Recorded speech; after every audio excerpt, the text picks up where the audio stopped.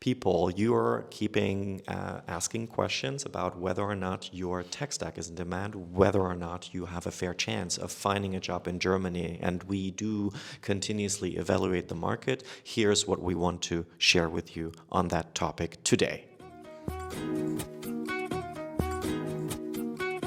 Hi and welcome back to our channel. My name is Jörg, which is German for George, here at Find a Job in Germany in Berlin. With me today is Tammo. Tammo, hello. Hi. So the first thing, rule of thumb, you need to have at least 3+ years of work experience, better 5+ years of work experience with the market right now. So if you're a junior engineer and you did not graduate from a German university, you're not in Germany yet, you don't speak any German, at least on a B2 level, you only speak English, then it does not make sense for you right now to start applying to jobs in Germany. And another criterion that we like to apply is that the companies you've worked for are in a relevant line or a field of business. Ideally, you have already experience with international companies. That means a company is employing you in your home country and it's international, American, US-based, Canadian-based, European-based, French, German. That is the mother company, so to speak. You're working for them not just remotely, but also you're employed by one of their daughter subsidiaries in your home country. That gives you a good exposure already. If that is the case, so if you have, let's say, 5+ years of work experience working with international companies, then you can do the next step. You need to do proper research if there is a high demand for your kind of specific tech stack in Germany. You won't believe it how many people are approaching us. They're coming here, for example, on an opportunity card, and they might have 2 years of work experience in a field like data analysis. And then they want us to help them.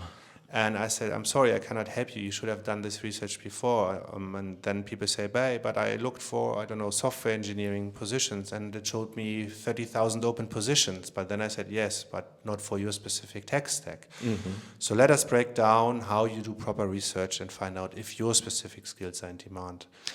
The idea is you need to first of all distinguish between German-speaking and English-speaking roles in Germany, unless, as Tammo said, you're already at that level of B1, B2, where you feel strong and confident enough to apply for German roles in the first place. If that's not the case, you're stuck with the English-speaking roles, which can work, as like we do in our program. 95% of people in our program don't speak German. Exactly, but that's also where competition is tough, and that is why only the best ones get chosen. And this is where usually the first trouble starts, because in some job portals like LinkedIn, it's not easy to filter out for English-speaking jobs. There is no such filter. So what you need to do is you need to check out what JDs are in English, not in German. And please, if you use Chrome, for example, and you auto-translate everything to English, this is just a translation. You need to check if the original job description is written in English.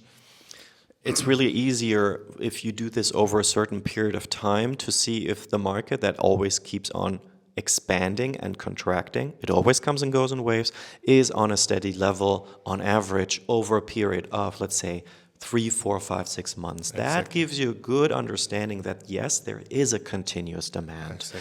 And those are the roles that you also see in our success stories: JavaScript, Java, Python. It's always the same. DevOps, data engineers, data scientists, and so on and so forth. A lot more. And then, Tammo, as a last step, what we generally recommend you to do also thoroughly and diligently is really take 20, 30, 40 of these job descriptions. I'll put them next to each other. And then you check, okay, those are the job descriptions. Then you check, do I really have 90, 95% of the necessary skills? So, for example, if you're a Java engineer, check out, do I really have worked as well with Docker Kubernetes? Do I really as well have experience in AWS?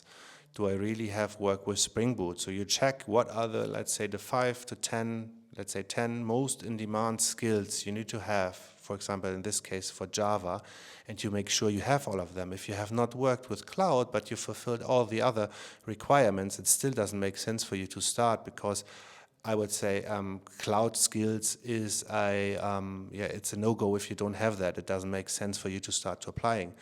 So do that research for your specific skill set. Check if you fulfill the most important skills. And that is the last step. If you say, yeah, there are a lot of English-speaking jobs regularly, I fulfill 90% of the skills, I might need to brush up on a little thing that only takes me a few weeks. You do that, and then you start your journey, ideally with us. because we help you to, first of all, tailor-make your profile towards Germany. That is the basis. You need to have an awesome CV. Without that, you don't even need to start applying. And then you need to know how to apply right, how to find those jobs and how to apply right.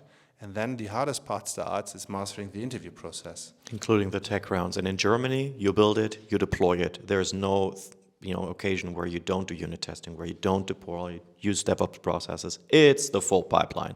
And that's where they're going to check you for your skills in the tech rounds. And that is the most challenging part. Exactly. So do your research, check out, are my specific skills are in demand, and then start your journey. If you want to do it with us, book a call with us. You find the link below this video. You first watch our video training, then you book a get-to-know call. We help you to assess your skills. And we're looking forward to meeting you already. Exactly. See you soon. Bye-bye.